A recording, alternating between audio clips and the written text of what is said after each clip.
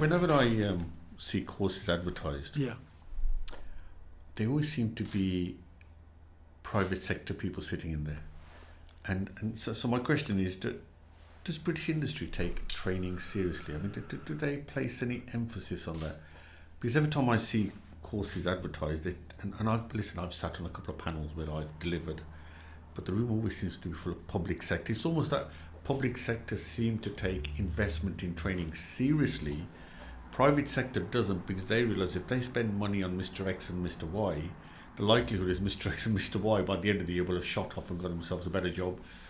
Is that true, or am I stereotyping? Well, that's the Richard Branson saying, isn't it? If I train people, they'll leave. But if you don't train them, what's going to happen to them? They're in your business, causing more damage. So that's right.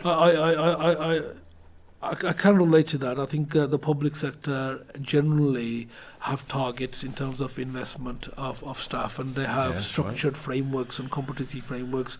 There is a system there. There is that they've got learning and development departments. They've got structured human resources departments, and those individuals are continuously sort of developed and grown as people. So the public sector does lead. There's no doubt in terms of that, and there is that. But what you also have is an element where businesses are looking for that competitive advantage. And how does a business get that competitive advantage? And a lot of that is through its people.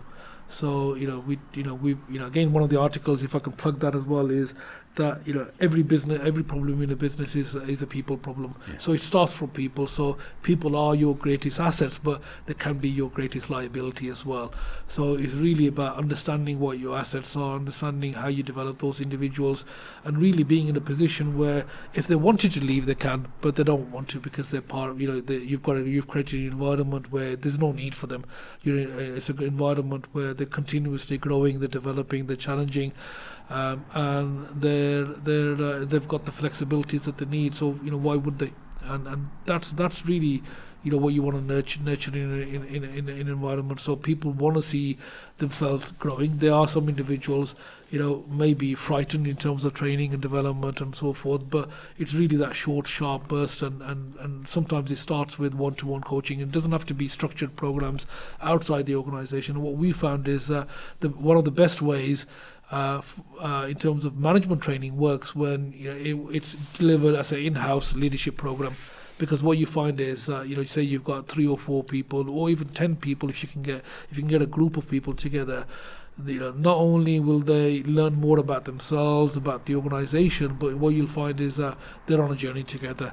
So you're creating a team environment, and you get more return on investment as opposed to sending somebody externally to a course as well. So leadership training. Delivered in-house. It can be delivered by somebody externally coming in, but creating an in-house course seems to be the flavor of the day, and there's a lot of benefits in terms of that. So people are picking up the fact that there's a need for training, and if you want to hold on to your best people, you've got to look at growing those individuals, being in a position where they feel not only is the business growing, not only is there growth in terms of business and other people are coming, but there's opportunities for them as well. And it's that continuous, looking at all of these things and having that mind to say, we're on a journey together, and this is where we're going. So training in the workplace is a lot more effective than sending them outside, because there seems to be this trend that you've got to send your people outside the workplace for them to be, distant enough to be able to think. I mean, people talk about getting out of the workplace so they can get out of the sort of hamster wheel and they can sort of start thinking. But sometimes what happens is that for example, we've got a course which is a business improvement technique course, and that course is about solving a problem in a business. So you can do that externally, but if you do that internally, you can relate to the individuals. We all have technical jargon, we all have a different way of doing things, and say 5 or 6 people come together and you're on a path of a training program, but you're also solving a problem at the same time, then it's a real win-win. So these are sort of courses that you can now start doing where you've got a facilitator coming in and getting a structured sort of environment going, and also working with you as the business owner. So it's not necessarily about you going out and then coming in, but you're all on the same journey, and really gives real dividends to the business owner. And the business owner can see their staff, their team in a different light, and just changes perspectives.